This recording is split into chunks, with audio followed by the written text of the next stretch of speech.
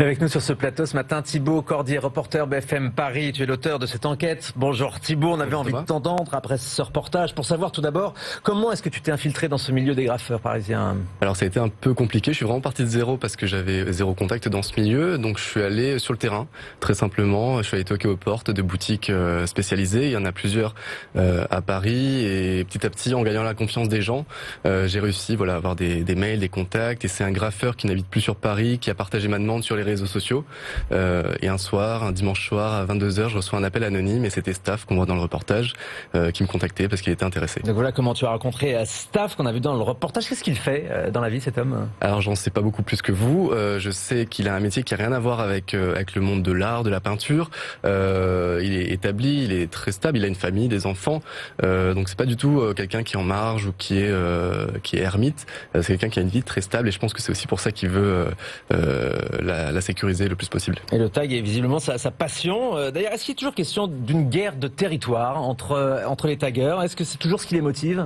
Alors pas tout à fait, ce serait un peu réducteur, en fait c'est plus une guerre de respect, puisque l'idée du graffeur en fait c'est d'imposer sa marque, son pseudo sur les endroits aujourd'hui les plus insolites, puisqu'il y a beaucoup moins de place à cause du nombre de taggeurs qu'il y a, donc c'est vraiment respecter chaque artiste, chaque graphe, et en fait si jamais un graffeur recouvre le pseudo d'un autre, c'est là que ça peut devenir compliqué, qu'il peut y avoir des rivalités.